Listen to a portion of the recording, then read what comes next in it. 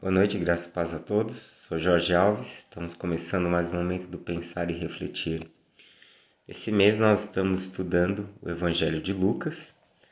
Hoje nós estamos terminando o capítulo 3. A minha leitura de hoje vai ser Lucas, capítulo 3, do verso 21 até o verso 38. Vamos à leitura? Diz assim: Lucas, capítulo 3, verso 21. Quando todo o povo estava sendo batizado, também Jesus o foi. Enquanto ele estava orando, o céu se abriu, e o Espírito Santo desceu sobre ele em forma corpórea como pomba. Então veio do céu uma voz dizendo: Tu és o meu filho amado, e em ti me agrado. Jesus tinha cerca de 30 anos de idade quando começou seu ministério. Ele era, como se pensava, filho de José, filho de Eli, filho de Matate, filho de Levi, filho de Melqui, filho de Janai, filho de José, filho de Matatias, filho de Amós, filho de Naum, filho de Esli, filho de Nagai, filho de Maate, filho de Matatias, filho de Semei, filho de Joseque, filho de Jodá, filho de Joanã, filho de Ressa, filho de Zorobabel, filho de Salatiel, filho de Neri, filho de Melqui, filho de Adi, filho de Cozã, filho de Eumadã, filho de Er, filho de Josué, filho de Eliser, filho de Jorim, filho de Matate, filho de Levi, verso 30, filho de Simeão, filho de Judá, filho de José, filho de Jonã, filho de Eliaquim, filho de Meleã, filho de Mená, filho de Matatá, filho de Natã, filho de Davi, filho de Jessé, filho de Obed, filho de Boaz, filho de Salmão, filho de Naasson, filho de Aminadab, filho de Ram, filho de Esrom, filho de Pérez, filho de Judá, filho de Jacó, filho de Isaque, filho de Abraão, filho de Terá, filho de Naor, filho de Serug, filho de Ragal, filho de Faleque, filho de Eber, filho de Salá, filho de Cainã, filho de Arfaxade, filho de Sem, filho de Noé, filho de Lameque, filho de Matusalém, filho de Enoque, filho de Jared, filho de Malalel, filho de Cainã, filho de Enos, filho de Sete, filho de Adão, filho de Deus. Então esse trecho aqui, que é o último parágrafo desse capítulo 3, ele encerra falando exatamente sobre o batismo de Jesus, e aí Lucas adiciona uma genealogia. Já eu vou falar um pouquinho sobre essa genealogia. Eu vou só terminar essa sessão que começou no capítulo 3, né? Nos últimos encontros. Nós fizemos 2 a 3 encontros nesse capítulo 3, onde eu acabei falando sobre o trabalho histórico que Lucas acaba realizando, colocando uma data, né, centralizando os eventos sobre a vida de Jesus numa perspectiva histórica. O capítulo 3 começa exatamente fazendo esse apontamento, que Jesus ele é uma figura histórica. Essa é a intenção de Lucas em situá-lo na história, em situá-lo em um momento histórico, em tentar conectar a vida de Jesus com os eventos que estavam acontecendo. Lembre-se que o Evangelho, tanto o Evangelho de Lucas como o livro de Atos, que foi escrito, né, pelo mesmo autor, por Lucas, é endereçado a Teófilo e a uma comunidade. Essa comunidade era uma comunidade de não-judeus e que precisavam ter um testemunho claro, precisavam ter um testemunho que validasse a fé deles em Cristo Jesus. Eles já haviam crido no Evangelho, mas havia necessidade deles terem esse testemunho, deles terem essa convicção. Então Lucas ele procura trabalhar de uma forma histórica, de uma forma como ele fala para Teófilo no capítulo 1, depois de uma acurada pesquisa, depois de muito pesquisar sobre a vida de Jesus, ele constrói esse relato. Então, o que ele tenta mostrar não só para Teófilo, mas como para a comunidade que recebe esse evangelho, é que Jesus, de fato, essa figura histórica, que Jesus existiu de fato, e é interessante isso porque mais tarde, Lucas escreve provavelmente por volta do ano 80 e já começa dentro da igreja alguns movimentos como o gnosticismo, que era um movimento exatamente que tentava eliminar a historicidade de Jesus. E parece que já antevendo esse problema, Lucas ele trabalha todo o seu evangelho com essa perspectiva de situá-lo na história, de situá-lo como um personagem histórico. Até mesmo por conta disso, que foi o evangelho que eu escolhi para fazer essas leituras com vocês, essas reflexões, exatamente porque ele vai nos dar uma perspectiva mais histórica, uma perspectiva um pouco mais biográfica do que Mateus e Marcos, e mesmo assim eu ainda vou muitas vezes fazer alguns links com os outros evangelhos, né? Principalmente com Marcos e Mateus. E aí, depois de nos dar essa informação histórica, ele começa a mostrar o ministério de João Batista. João Batista aparecendo no deserto da Judéia.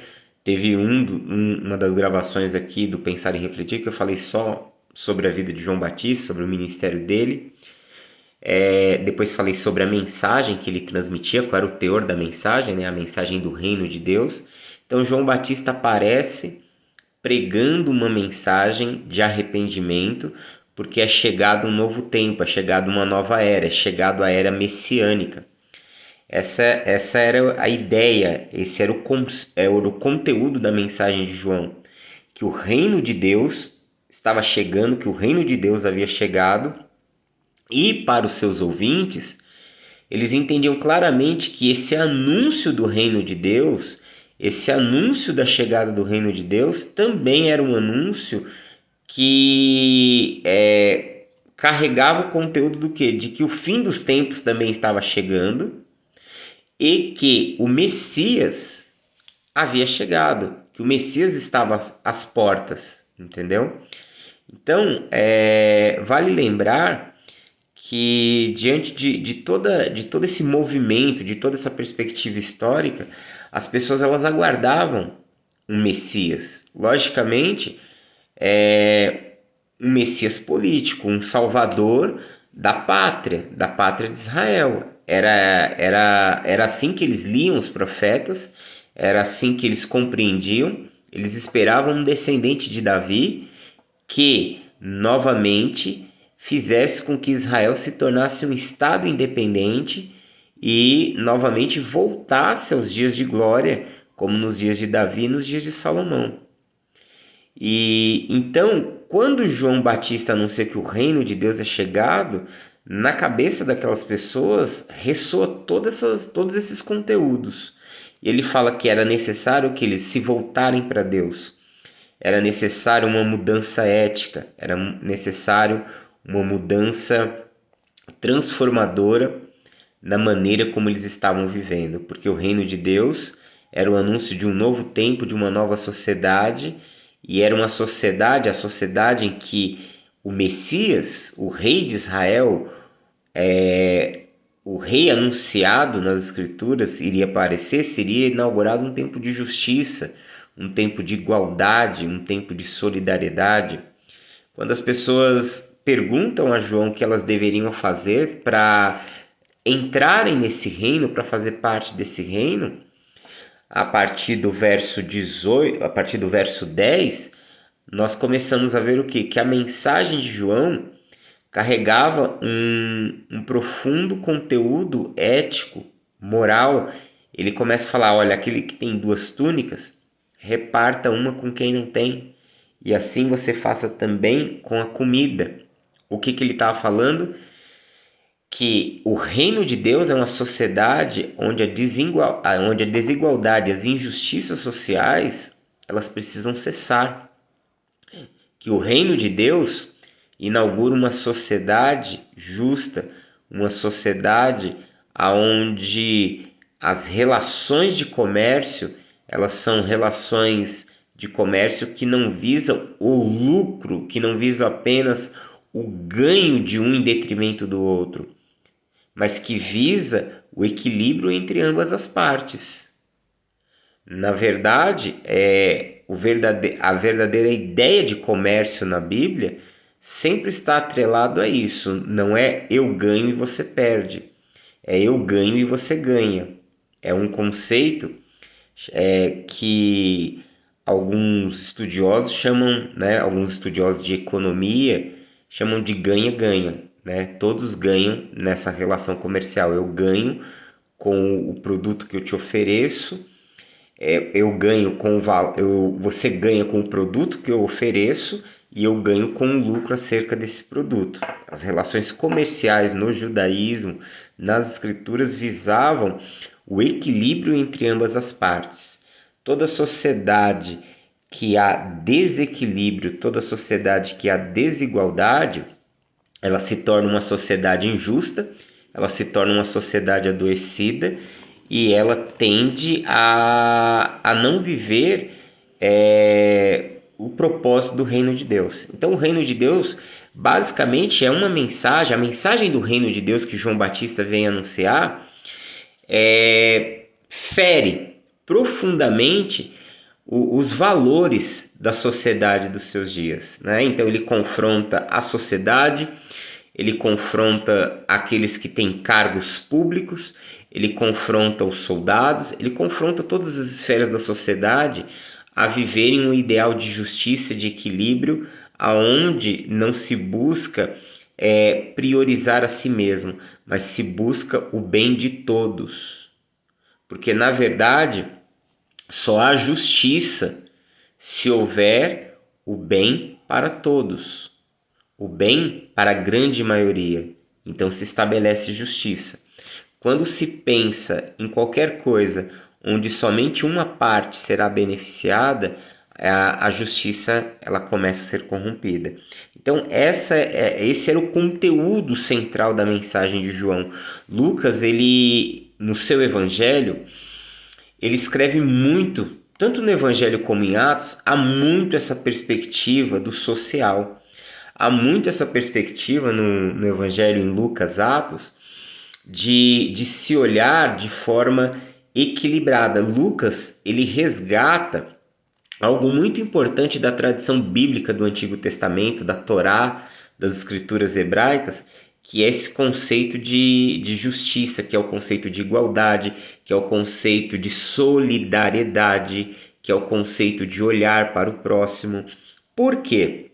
Porque as escrituras nos mostram e nos ensinam desde os primórdios que uma sociedade justa, que uma sociedade saudável, que um Estado forte, um Estado que possa viver em um estado de crescimento, não é só um Estado que escolhe ou que tem a possibilidade de ter bons governantes. Logicamente, ter homens justos e governantes sérios no poder faz muita diferença, mas a sociedade ela é formada por todos os que pertencem a ela. Fazendo uma ponte com isso, se a gente pensar na nossa sociedade, no Brasil, não basta apenas escolhermos o político que consideramos correto, não basta apenas lutarmos para defender a causa daquele que irá nos representar, que nós acreditamos ser o melhor para o nosso país. É necessário que eu, cidadão, enquanto pessoa, me torne o melhor para mim, para minha casa, para meus amigos, para minha sociedade, para minha comunidade. Por quê? Porque à medida que eu me torno uma pessoa melhor, à medida que valores de justiça, valores de bondade, valores de igualdade se tornam parte da minha vida e da minha prática de vida, eu passo a me tornar alguém que afeta a minha sociedade, que afeta a minha cultura, que afeta o lugar onde eu vivo, que afeta as relações que eu construo. E a partir de então, pensando que cada pessoa possa ter esta consciência, gerar esta consciência amadurecida, essa consciência do reino de Deus, essa consciência desses valores, nós aí, sim, nós de fato começamos a levar o nosso estado, o nosso país, a nossa sociedade a viver o quê? Uma transformação. Então, é de suma importância termos o líder correto, mas tão importante ou mais importante é sermos as pessoas corretas. Não adianta nada nós lutarmos por justiça no nosso país quando nós mesmos cometemos injustiça. Não adianta nós falarmos de uma sociedade igualitária quando nós muitas vezes alimentamos a desigualdade. Então, a mensagem do reino de Deus transmitido por João Batista era uma mensagem que afetava primeiramente a consciência de cada indivíduo. Ele estava anunciando que um novo tempo, que uma nova era, que o reino de Deus, dentro do Antigo Testamento, dentro da visão do Antigo Testamento, seria um momento em que a sociedade ela entraria nos eixos. O reino de Deus, a comunidade de Israel, quando ouvia a ideia de reino de Deus, ela já estava pensando num momento na história onde Deus iria governar todas as coisas por meio do Messias. E aí João ele vem anunciar que esse reino é chegado, que esse momento na história é chegado, que Deus está vindo governar todas as coisas, que o Messias está a se manifestar. Porém, a mensagem dele visa o quê? Olha, a parte de Deus, Deus está fazendo. Mas a minha mensagem agora em relação a vocês é tratar com a consciência de vocês. Quem são vocês? Porque a sociedade de Israel, e eu sempre falo isso, que Jesus, João Batista, eles são figuras proféticas. João Batista e Jesus, eles são figuras ainda do Antigo Testamento. Eles são figuras proféticas. E as figuras proféticas, elas aparecem em que momento na história? Em momentos de caos social, em momentos em que as pessoas abandonam o Senhor, em momentos onde as pessoas estão vivendo uma religião fria, sem sentido, vazia de significado. É sempre em momentos como esse que Deus levanta os seus profetas. João Batista ele é uma voz profética no meio de uma sociedade que está vivendo muitas injustiças. Você pode ver que do verso 10, capítulo 3 de Lucas, do verso 10 até o verso 14, ele coloca o dedo na ferida de quem? De cada um. E no verso 19 e 20, ele acaba sendo preso por confrontar as autoridades governamentais, as autoridades do seu estado. Então, a ideia, quando você olha para o verso 10 a 14, quando você olha para o verso 19 e 20, você vai perceber uma coisa, que todas as esferas da sociedade, elas precisam de mudança, que todas as esferas da sociedade, elas precisam se converter aos ideais do reino de Deus. Mas para isso é necessário que as pessoas assumam seus valores. Então, a distribuição de bens de forma igualitária, no verso 11, quando os publicanos, que são aqueles que administram o dinheiro que circula em Israel, ele fala que, olha, não cobrem juros excessivos, não cobrem o que for além do que foi estipulado, ou seja, não lucrem de forma desonesta. E a desonestidade é uma coisa que está presente em muitos aspectos da sociedade. A gente acostumou a chamar de capitalismo, muitas vezes, situações e atitudes que, na verdade, não são apenas capitalismo. Não é a produção de bens, a troca e o lucro, né? O que muitas vezes chamamos de capitalismo esconde por trás verdadeiras injustiças. O que chamamos de capitalismo na sociedade moderna, muitas vezes, as pessoas usam esse termo, né, para disfarçar atitudes desonestas. A gente vive num país de muitas injustiças. Israel, nos dias de João Batista, vivia uma condição de muita injustiça.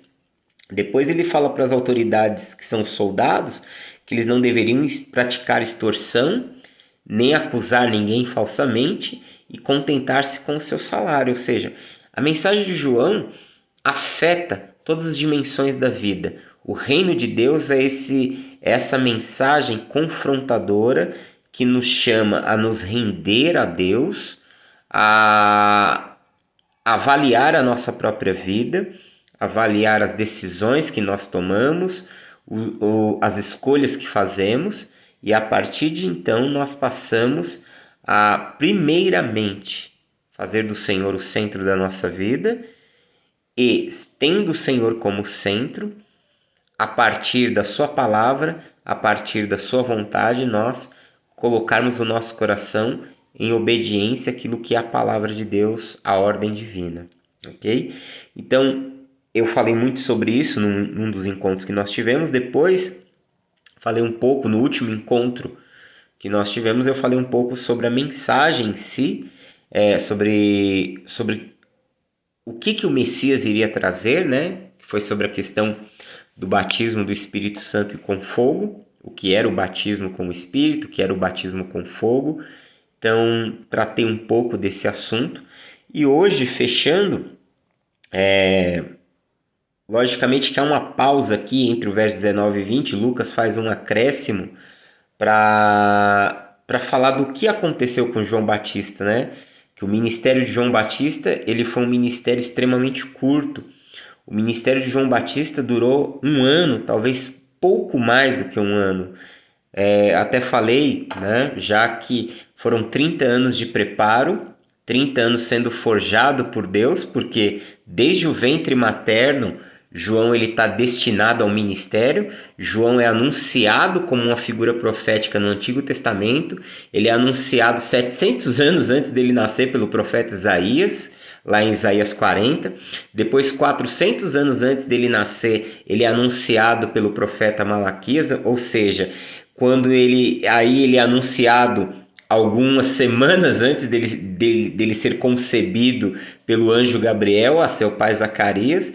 Ele já nasce com uma missão, ele já é gerado, a exemplo do profeta Jeremias, ele já é gerado com uma missão, ele já é gerado com uma vocação. Então eu posso dizer que são 30 anos de uma vida sendo trabalhado por Deus, sendo lapidado por Deus, esperando o tempo de Deus para exercer 1 ano de ministério que não termina aos olhos humanos de forma bem-sucedida. Ele é um grande pregador, ele leva multidões a um arrependimento, ele leva aquela sociedade dos seus dias, ele confronta duramente com uma mensagem muito dura, com uma mensagem radical, ele confronta aquelas pessoas se aproximam, se batizam, porque estão aceitando essa mensagem do reino de Deus, mas o seu ministério termina com ele numa prisão, passando privações, e termina com ele sendo decapitado. Ou seja, João ele é o contraponto de todos os nossos modelos de liderança, de sucesso, de empreendedorismo, todos os nossos modelos contemporâneos do que é alguém bem realizado na vida. João é o oposto disso. E sendo o oposto do que a nossa sociedade tem como alguém vitorioso, ele é uma das figuras que Jesus diz assim, que não há entre os nascidos de mulher, ou seja, não há um homem semelhante a João Batista. Jesus diz isso. Jesus atesta a grandeza desse homem diante de um ministério tão curto, diante de uma carreira tão curta. 1 ano pregando. E termina não sendo aclamado como um grande líder, não tendo títulos, não tendo reconhecimentos, mas termina numa prisão, abandonado, sozinho e depois condenado à morte. E aos olhos de Deus, aos olhos de Jesus, ele foi um homem altamente bem-sucedido. Então a gente precisa pensar e reconsiderar o que é ser bem-sucedido. Será que ser bem-sucedido é ter reconhecimento, fama, aplausos, honrarias? Ou será que o que a palavra está nos ensinando, que no reino de Deus, que na sociedade de Deus, ser bem-sucedido é cumprir a vontade de Deus. Ser bem-sucedido é cumprir com a sua missão terrena. Às vezes, o que Deus quer é que você seja uma boa pessoa, um bom pai, um bom marido, uma boa esposa, um bom filho, um bom trabalhador, um bom cidadão. Talvez aquilo que nós chamamos de comum da vida, fazer aquilo que nós consideramos como o comum, seja de fato o que vai fazer a diferença na vida de muitas pessoas, que vai fazer a diferença na nossa sociedade, que vai fazer a diferença nesse mundo. Há um tempo atrás eu estava lendo um livro de um escritor que eu gosto muito. Ele não é muito conhecido aqui no Brasil, infelizmente, e eu até recomendo, que é o James Houston. Tem muitos livros em português dele, mas ele, no nosso meio cristão, ele aqui no Brasil ele é pouco lido. E o James Houston tem um livro que é chamado O Discípulo. E no início desse livro, o James Houston ele confronta esses padrões, né, de vitória, de sucesso, e ele mostra os padrões do que é ser um discípulo de Cristo e qual é a grandeza de seguir a Jesus, qual é o sucesso que existe numa vida que se coloca a serviço de Jesus, confrontando com o sucesso que a nossa sociedade, que o mundo apresenta. E aí, se a gente parar para pensar, a gente está tão influenciado pelas redes sociais, pelas mídias, o padrão de... A nossa sociedade já construiu o padrão do corpo ideal, a nossa sociedade já construiu, já modelou o padrão da casa ideal, do carro ideal, do dinheiro ideal, do comportamento ideal. Quando a gente olha hoje para a maior parte, né, eu estava conversando com a galera do discipulado que eu faço no meio da semana, nas quartas-feiras, eu estava conversando que quando eu olho para o meu Instagram, ele é deprimente, porque no meu Instagram as pessoas que eu sigo, elas são todas pessoas bem-sucedidas, todas pessoas muito bem realizadas, pessoas de sucesso. Ou então outra parte do meu Instagram que eu sigo são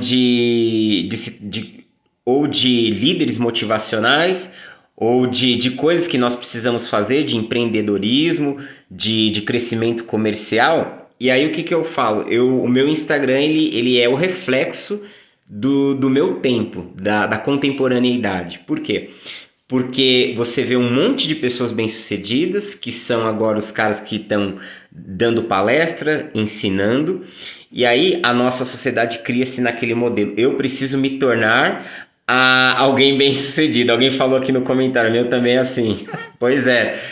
E aí o que acontece? Nós olhamos para esses caras bem-sucedidos e alguns deles antes dos 30 anos já estão lá com a sua Mercedes, com o seu carro, a sua casa, com todas as coisas de sucesso, e começa a gerar nas pessoas aquela obrigação que você precisa ser bem-sucedido, que você precisa ser bem realizado e que todas as coisas elas precisam estar muito bem definidas na sua vida muito rápido.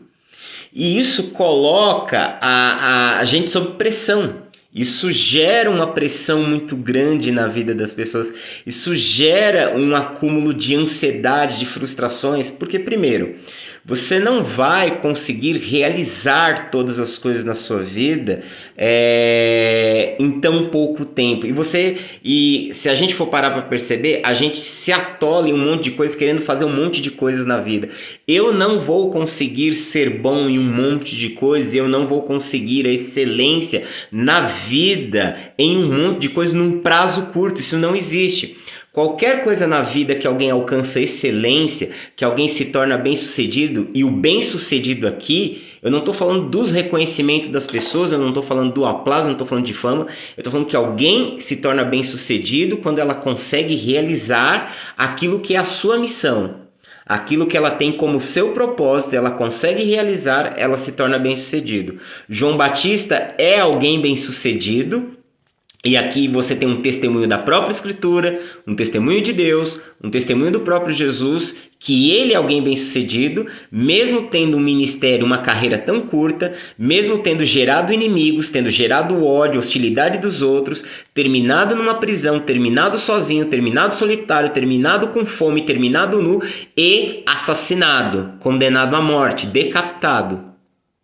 Mesmo diante disso, ele é tido como alguém bem-sucedido porque ele é alguém que cumpriu o seu propósito, cumpriu a sua missão. Como eu disse, são 30 anos de uma vida se preparando para um ano de ministério. Mas um ano do que ele realizou, alicerçado pelos 30 anos de preparo, marcou toda uma geração, marcou toda uma história, e nós já passamos de quando ele morreu para cá 2000 anos e ele ainda continua uma figura viva, continua imortalizado nas suas obras, nas suas atitudes. Isso é ser bem-sucedido. Não importa se aos olhos do status quo, da sociedade, não aparenta. Porque os valores da sociedade, infelizmente, gente, são valores volúveis. O que nós temos hoje como um padrão, daqui a 5 anos esse padrão cai, se estabelece um novo padrão. A sociedade, ela é muito volátil. A sociedade e a cultura, elas vão modificando-se, os pensamentos humanos e a maneira de enxergar muitas coisas vão sendo transformadas, e padrões, o que era tido como algo de valor hoje, perde o valor amanhã, retoma o valor daqui a mais outros anos e por aí vai. Então, a sociedade e os modelos da sociedade não podem definir o que é sucesso. O sucesso ele é definido a partir de quem somos, a partir de como vivemos, a partir do que fazemos, a partir da nossa vida, das nossas obras, se você cumpre o seu propósito. Então, como nós não vamos conseguir fazer muitas coisas em tão curto tempo, a tendência é nós nos sentirmos frustrados. A mídia social hoje, o que ela mais gera é frustração. O Pondé, o Luiz Felipe Pondé, numa entrevista que ele estava dando, e ele estava falando exatamente sobre isso, sobre as mídias sociais, sobre essa questão, essa tirania. É a tirania do urgente, é a tirania do sucesso, é a tirania do ideal, que na verdade quem vai terminar tendo a profissão do sucesso são os psiquiatras, os psicólogos, os psicanalistas, porque todo mundo, a grande maioria, vai terminar frustrado, vai terminar angustiado, vai terminar deprimido e com a tendência de terminar num consultório desse.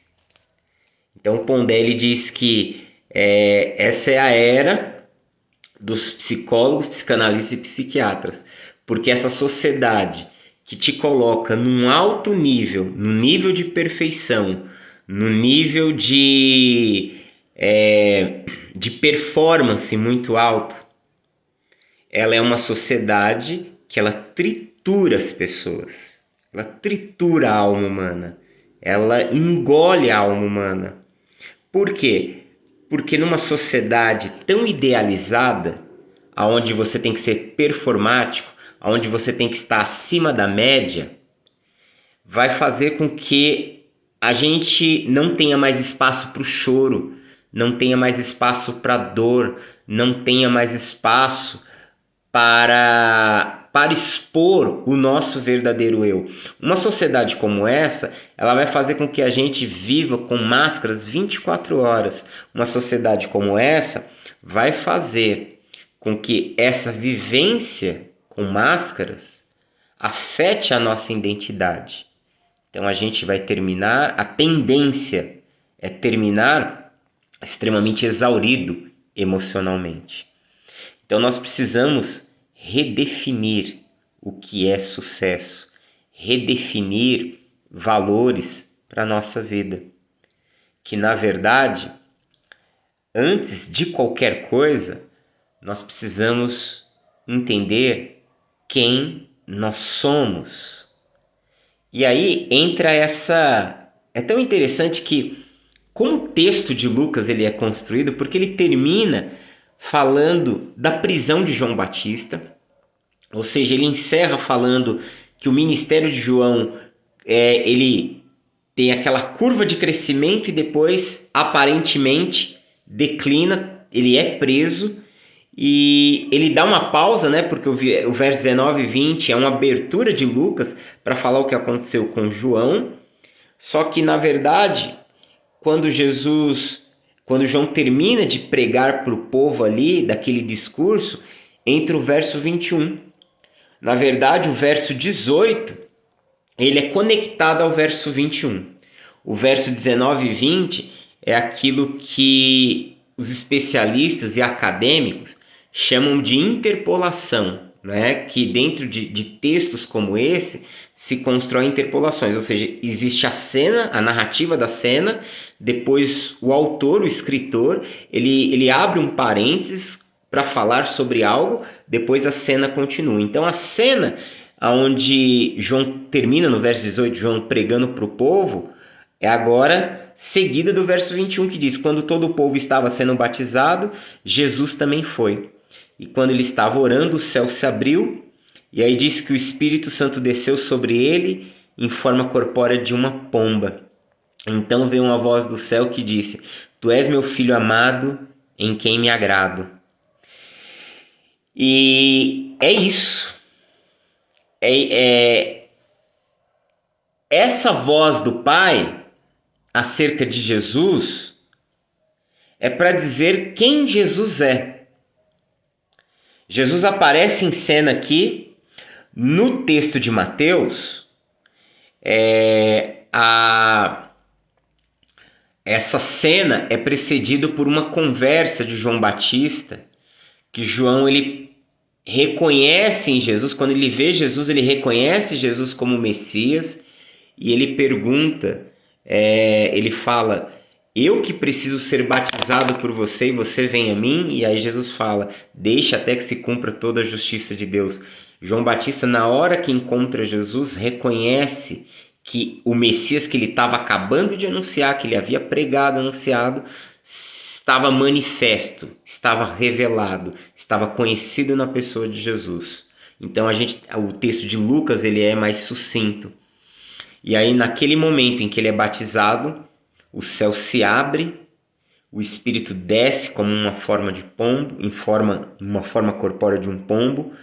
E a ideia do pombo no texto aqui, principalmente quem se utiliza muito disso é Mateus, que escreve para a comunidade judaica, para lembrá-los do episódio lá de Noé, do episódio do dilúvio, que quando Noé vai testar para saber se ele pode sair da arca ou não, primeiramente ele envia um corvo, e aí não é bem sucedido, ele não tem uma resposta aprazível de que ele poderia sair da arca.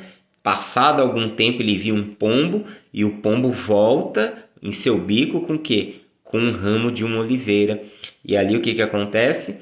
Ele entende que agora sim as águas já haviam baixado por completo, que agora estava tudo ok e que ele poderia sair. O pombo ali era representante e um mensageiro de um novo tempo, porque o dilúvio, na verdade, ele é um juízo divino que encerra um ciclo na existência. Era para se pôr fim a uma maldade de toda aquela geração, e agora se começava o quê? Um novo tempo. Tanto que quando Noé sai da arca, ele recebe novas ordens, novas diretrizes. Ou seja, Noé, agora você está num novo mundo. E o pombo foi esse mensageiro, simbolizava esse mensageiro de um novo mundo, de um novo tempo. Então, o Espírito descendo sobre Jesus em forma de um pombo, significando que de fato esse novo tempo, que é o reino de Deus, que é essa nova era, que esse novo tempo na história, havia se inaugurado em Jesus. Que esse novo momento, né, em grego é aeon, essa nova era, esse novo tempo, havia se estabelecido agora no Messias. Jesus era aquele que trazia um novo tempo, era aquele que inaugurava uma nova estação, uma nova era, um novo momento na história. Então, o pombo simbolizava exatamente isso. Depois a voz no céu, e o que essa voz no céu está associada? Porque tanto Mateus como Lucas fazem esse registro da voz ecoando no céu. Porque exatamente quando a Torá foi dada a Moisés no monte, o povo ouvia a voz de Deus, né? O texto diz em Êxodo que eles ouviam o quê? O som como que se fosse o som de trovões, de tremores de terra. E na verdade a ideia ali era dizer que a voz de Deus sendo proclamada dos céus para Moisés, lhe entregando a Torá, essa voz, essa comunicação dos céus, indicava o quê? Indicava que a lei, que um novo momento, que estaria sendo constituído um novo povo, que estaria sendo constituída uma nova ordem. Então a voz de Deus sendo registrada aqui é exatamente para dizer isso, que Jesus é o novo Moisés, que Jesus é o profeta que Moisés anunciou lá em Deuteronômio, que ele profetizou que um dia se levantaria alguém como ele, e a partir de então Moisés diz, a ele vocês deverão ouvir. Então todos esses registros que parecem no primeiro momento apenas um colorido, um detalhe da cena, todos eles estão carregados de profundos significados. Exatamente porque, para aquela comunidade entender exatamente que o que estava acontecendo com Jesus ali eram elementos que revelavam quem ele era. E depois a voz dizendo que tu és o meu filho amado, em ti me alegro. Ou seja, que ele era o filho amado do Pai. Só que essa ideia de um filho amado, ela também é uma ideia e um conceito que se aplica a nós. E eu quero fazer uma ponte exatamente com essa questão.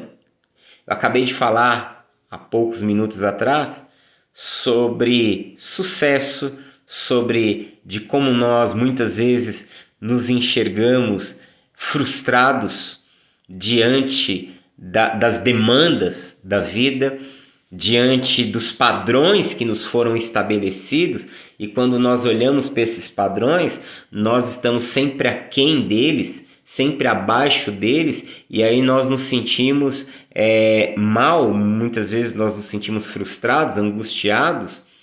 E na verdade eu estava falando que antes de qualquer coisa nós precisamos saber quem nós somos. Antes de eu ser o Jorge, que este é o meu nome, né? Mas que um dia não será mais, porque em Apocalipse diz que aos que vencerem receberão um novo nome, né? O que está escrito numa pedrinha branca, mas nesta vida e nessa realidade esse é o meu nome, não me define quem é, porque esse é o meu nome. Se eu disser que eu sou pastor, isso também não me define quem eu sou, porque isso é o que eu faço.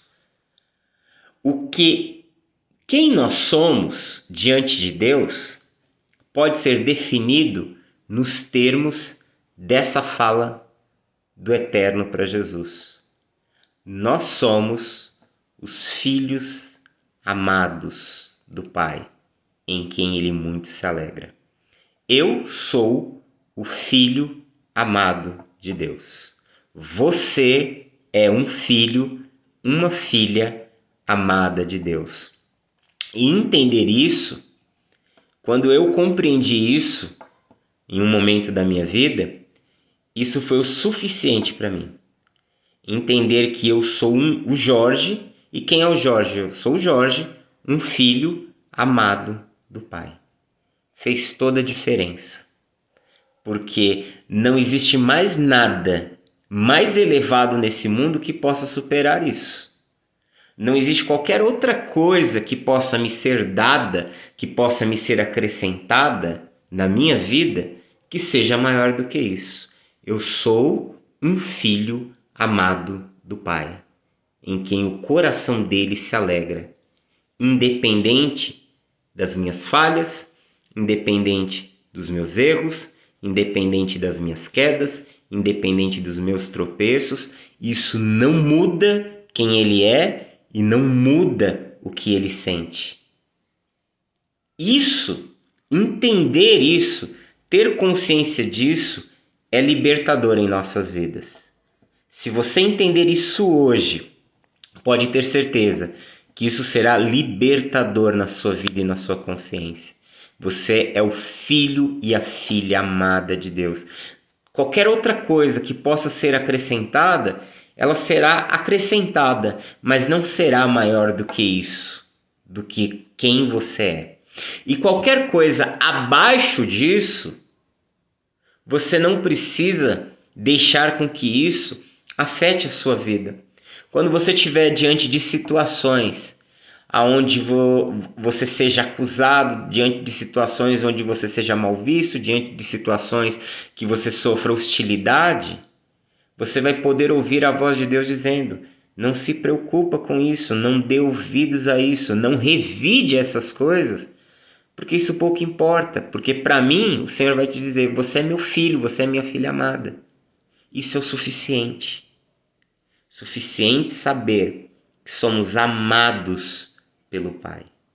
Isso é o suficiente. É a partir daí que começa a nossa jornada. Você pode ver que o verso 22 diz: tu és o meu filho amado e em ti me agrado. E aí o verso 23 diz: Jesus tinha cerca de 30 anos de idade quando começou o seu ministério. E aí nós, muitas vezes, nós colocamos a seguinte ideia, que Jesus ele começa o seu ministério após o batismo, que o batismo, na verdade, ele antecede o ministério de Jesus. Sim, de fato. Outra coisa, nós muitas vezes dizemos também, afirmamos, que Jesus ele precisou ser habilitado pelo Espírito, receber a unção do Espírito para poder exercer o seu ministério. O próprio Jesus teve que receber primeiramente a unção, a autoridade, o revestimento do Espírito para iniciar o ministério. É verdade também. Só que uma coisa que nós não observamos e que ela é tão importante quanto, ou talvez mais importante, é que Jesus, para começar o seu ministério, ele precisava primeiramente saber quem ele era. Porque nós não podemos começar nada, absolutamente nada, que venha de fato a ser concluído. Nós não conseguimos nos tornar pessoas realizadoras e pessoas que vamos trilhar uma caminhada durante toda uma vida sem saber o fato mais importante: quem nós somos. Sim, Jesus precisou ser batizado, sim, Jesus precisou ser revestido de poder, mas mais do que isso, ele precisou saber quem ele era. Ele não poderia começar o seu ministério sem saber dessa realidade, porque ele iria enfrentar, a partir de então, oposições. Ele iria enfrentar hostilidade, ele iria lidar com a incredulidade das pessoas, ele iria lidar com o deboche das pessoas, ele ia lidar com o desprezo das pessoas, ele ia lidar também com o amor das pessoas, com o aplauso das pessoas, ele ia lidar com aquela tentativa de pegarem o ego dele e colocá-lo lá em cima, ele ia lidar com as tentações de poder, ele ia ter que lidar com as tentações de se valorizar, de valorizar-se, de ser reconhecido, de ser aplaudido, de ter que chegar ao trono, chegar ao topo, sem passar pelo processo da dor. Ele seria tentado a pegar atalhos na vida dele para ser bem sucedido, evitando o processo doloroso de aprendizado, de caminhada, de crescimento.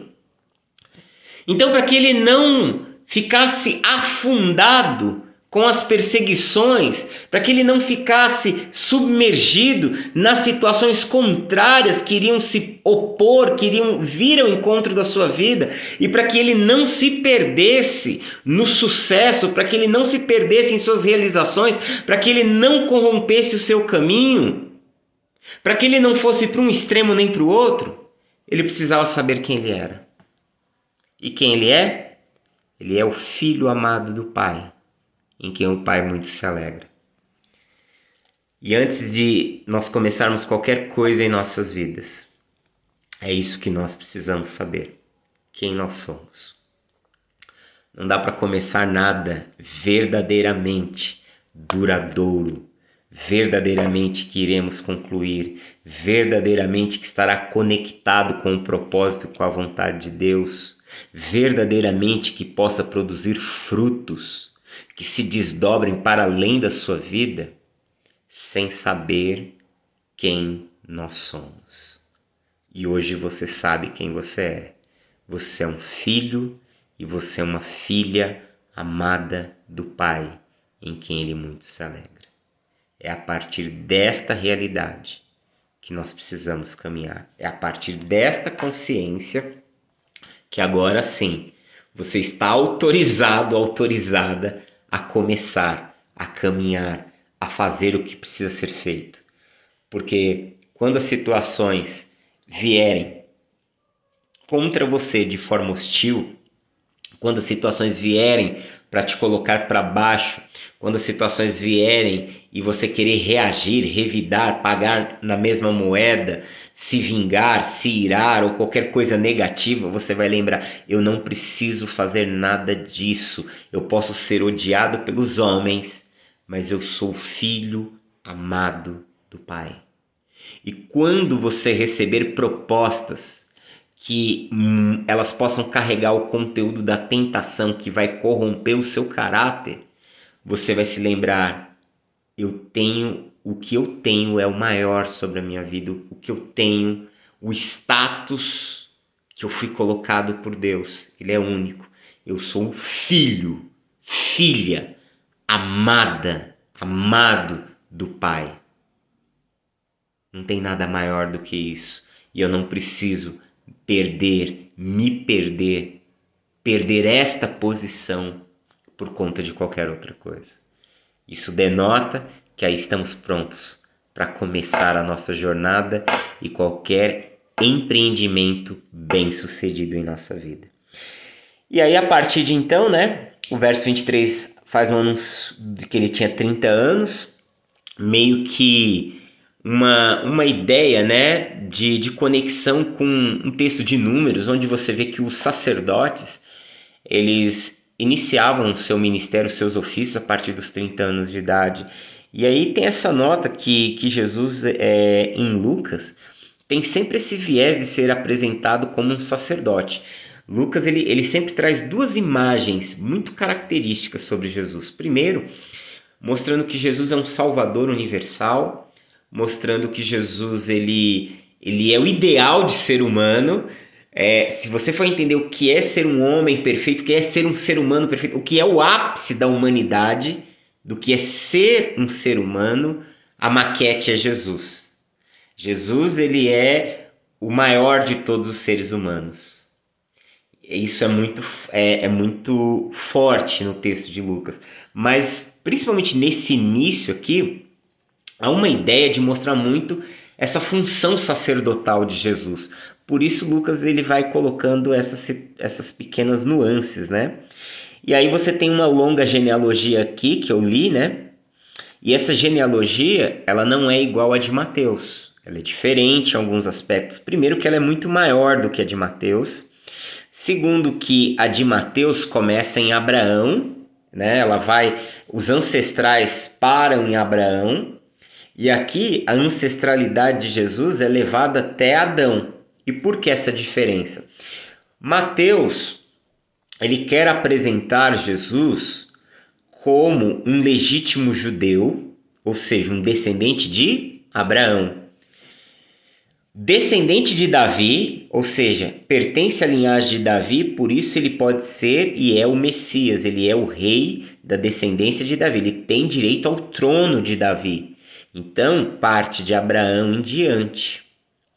Já Lucas, ele não tem intenção de mostrar Jesus como um rei dos judeus, porque o Evangelho de Lucas e o livro de Atos foram escritos por uma comunidade não judia, foram escritos por uma comunidade onde tinha gregos, romanos, né, não judeus, é endereçado a Teófilo. Então, Lucas não tem essa preocupação, então ele vai levando ainda mais para trás a ancestralidade até Adão, para mostrar que Jesus é um Salvador universal.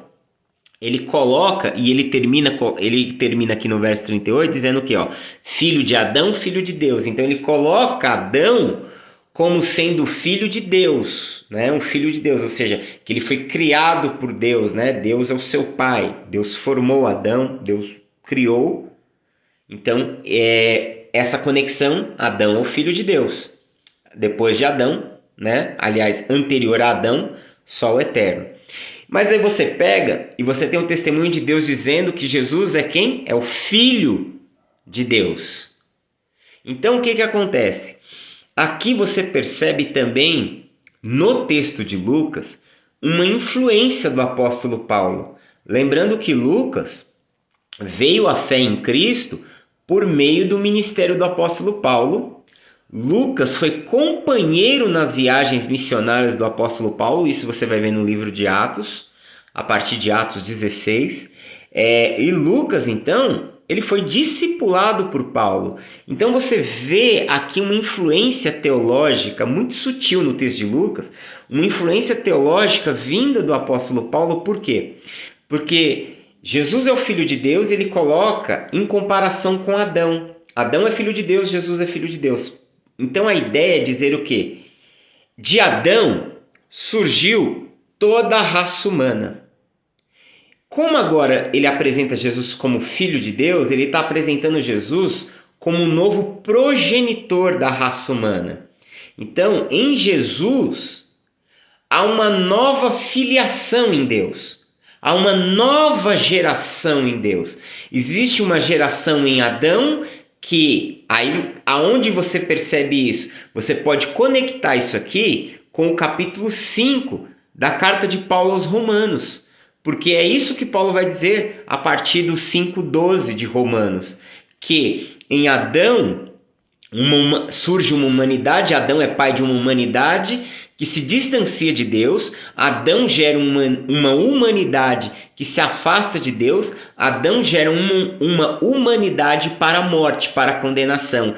Em Jesus, ele gera uma nova humanidade, Jesus ele é o primogênito de uma nova criação que nos conecta a Deus. E aí Paulo ele faz essa comparação, né? Esse contraponto. Em Adão surge a humanidade que é condenada. Em Jesus surge uma nova humanidade que é salva, que se torna herdeira.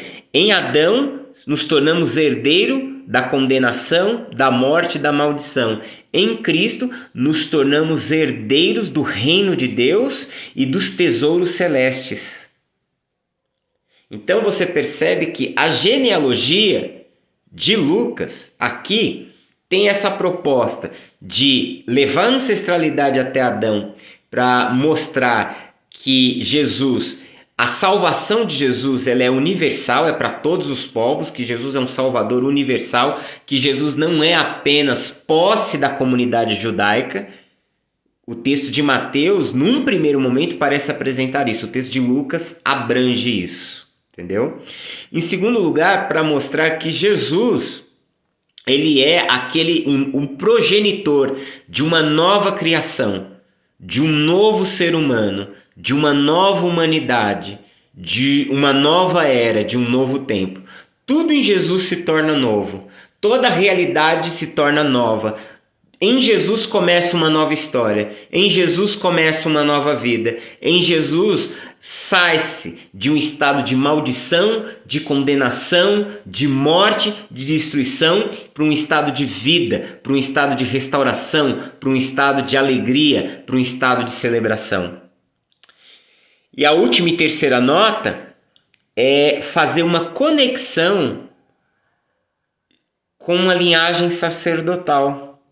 Porque aqui você vai perceber que lá no verso 31, a descendência é levada até Natã como descendente de Davi. E esse Natã aqui, que é colocado como filho de Davi, na verdade esse Natã ele pertencia à tribo de Levi. Esse Natã ele vinha exatamente como Maria de uma parte levítica e uma parte da tribo de Judá, né? Eu acabei falando numa dos nossos primeiros encontros que Maria ela era da tribo de Judá, provavelmente por parte de pai, e da tribo de Levi por parte de mãe. Por isso que ela Isabel era parente de Maria, Isabel era da tribo de Levi. Mas por que era parente? Porque Maria tinha parentesco com a tribo de Levi, que é a tribo sacerdotal, a tribo de Arão. E talvez paternalmente com a tribo de Judá. Muitos comentaristas, muitos estudiosos, não é unânime e há muitas controvérsias, né? Mas muitos estudiosos afirmam que esta linhagem aqui, que essa árvore genealógica, não é a de José. Embora comece dizendo, né, que ele era filho de José, filho de Eli, mas a ideia era talvez mostrar que essa fosse a árvore genealógica de Maria. Por isso, entra aqui Natã, que era da tribo de Levi, né? Mas como não se tem uma certeza, mas se for esse o caso, mais uma vez, Lucas faz essa conexão de Jesus como tendo uma função sacerdotal. Então Jesus ele é o Salvador do mundo, mas ele também é aquele que tem uma função sacerdotal, ou seja, que nos conecta a Deus, que nos aproxima de Deus. Então ele não só nos salva, mas como ele nos conecta, né? Então essas imagens elas estão presentes aqui de forma muito sutis nesse texto aqui de Lucas, ok? Vamos orar? Pai, nós queremos te louvar por tua bondade e graça, queremos te bendizer por esse momento, te bendizemos pela tua palavra, peço pela vida do teu filho e da tua filha, Senhor, que está assistindo e os que irão ainda acompanhar essa live, que a tua graça, a tua misericórdia, a tua presença esteja sobre cada vida, Senhor. Que o Senhor lhes conceda um fim de noite em paz, debaixo da tua graça e da tua misericórdia. Que a tua bênção, Senhor, esteja sobre a vida dos teus filhos. Oramos a ti em nome de Jesus. Amém. Deus abençoe em Cristo. Um forte abraço a todos e até mais.